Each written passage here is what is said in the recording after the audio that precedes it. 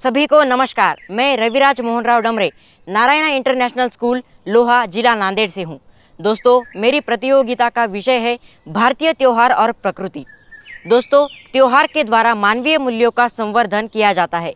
मानव जीवन में मानवीय मूल्यों का अनन्य साधारण महत्व है। इन त्योहारों के कारण सांस्कृतिक राष्ट्रीय एकता भाईचारा निर्माण होता है। भारत अनेक जाति धर्मों का देश है और सभी एक साथ मिलकर त्योहारों को मनाते हैं। इन त्योहारों में जैसे होली, दिवाली, दशहरा, रक्षाबंधन, कृष्ण जन्माष्टमी इत्यादि अन्य त्योहार हिंदुओं के मुख्य त्योहार है। ईद उल फितर, बारह वफात, मुहर्रम इत्यादि मुसलमानों के मुख्य त्योहार है। क्रिसमस, गुड फ्राइडे, ईस्टर जैसे त्योहार ईसाइयों के हैं। दोस्तों, भारतीय वैदिक परंपरा में सभी जानवरों, पौधों और प्रकृति को ईश्वर का रूप माना गया है। तो दोस्तों, सांप मनुष्य के मित्र है। चूहे कृषि को बहुत नुकसान पहुंचा सकते हैं, तो सांप हमेशा उन्हें खाकर हमारी मदद करते हैं। ऐसे सांपों की रक्षा के महत्व को जानने के लिए नाग पंचमी मनाई जाती है।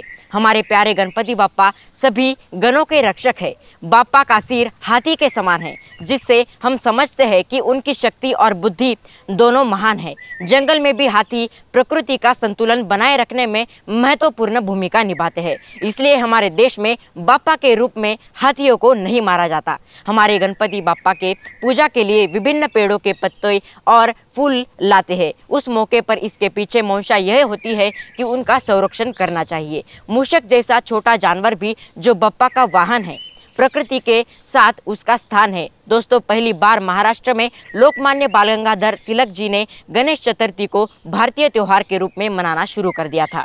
दोस्तों, दशहरे का त्योहार वर्षा ऋतु की समाप्ति के बाद आता है। अच्छी फसल और भरपूर अनाज के लिए देवी विभिन्न रूपों की पूजा की जाती है और उन्हें प्रकृति देवता इसी देवी का एक रूप है। चूहे खाकर अनाज की रखवाली करने वाले उल्लू को भी लक्ष्मी का वाहन माना जाता है। सर्दियों में दिन छोटे और लातें लंबी हो जाती है और कई पत्तियों गिर जाती है। दिवाली का त्योहार जो इससे पहले होता है, सर्दियों से पहले रंगीन आकाश, लालटेन और मिट्टी की माला जलाकर और सुंदर रंगोली बनाकर समृद्ध प्रकृति का जश्न मनाता है। दिवाली या दीपावली को हम दियों की रोशनी के त्योहार के नाम से भी जानते हैं। इसे हिंदुओं के महत्वपूर्ण त्योहारों में से एक जाना जाता है। और दोस्तों, हमारे जो सीता और भगवान राम जो है 14 सालों तक वनवास करके आए थे, तो उन्हें अंधेरों और अज्ञानता को दूर भगाने के लिए दियों और मोमबत्तियों से चारों ओर रोशनी की जाती है और बड़े पटाखों को फोड़कर दिवाली इस त्योहार का आनंद लेते हैं। परंतु दोस्तों, क्या आपने कभी सोचा है कि इन बड़े बड़े पटाखों फोड़ने से हमारे प्रकृति को हानि भी होती है? तो हमें पटाखों को न फोड़कर हमारे प्रकृति को इस वायु प्रदूषण से बचाना होगा और अभी इस महान त्योहार को बहुत ही उत्साह और खुशी के साथ मिलजुल कर मनाना होगा। दोस्तों, क्रिसमस ईसाई धर्म के लोगों के लिए यह सबसे बड़ा और महत्वपूर्ण त्योहार होता है। लोग इसे ईसा मसीह के जन्म दिवस के रूप में पूरे हर्षोल्लास और उत्साह के साथ मनाते हैं। लोग आपस में मिलकर प्यार और सद्भाव को बांटते हैं और एक दूसरे को उपहार देते हैं और बधाइयाँ भी देते हैं। दोस्तों, इसके लिए उपहार लाता है और बच्चे सांता क्लॉज बहुत ही खुश हो जाते हैं। ईद उल फितर मुख्य रूप से मुसलमानों का यह एक बड़ा त्योहार है। यह रमजान के पवित्र महीने के बाद मनाया जाता है। इस दिन बच्चे, बड़े, बूढ़े मस्जिदों में नमाज करने के लिए जाते हैं और शुभकामनाएं देते हैं।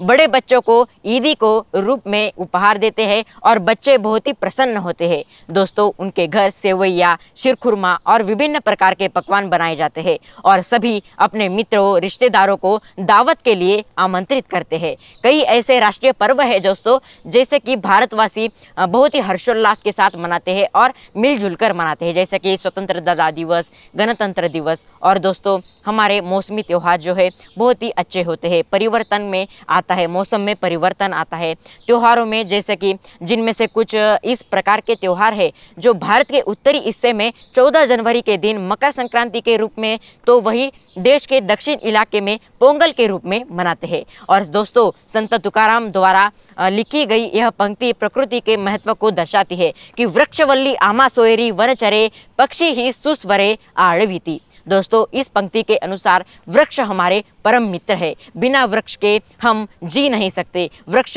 पर्यावरण के संतुलन को बनाए रखते हैं और सहायक होते हैं। इनसे हमें आयुर्वेदिक संजीवनियाँ मिलती है। विश्व भर में मनाए जाने वाले सभी पर्वों में भारत सबसे ज़्यादा पर्व का देश माना गया है। दोस्तों, भारत में अनेक धर्म के लोग अनेक धर्म के संस्कृति और परंपरा से प्रचार प्रसार करने के लिए बड़ी ही धूमधाम के साथ मिलजुल कर मनाते हैं।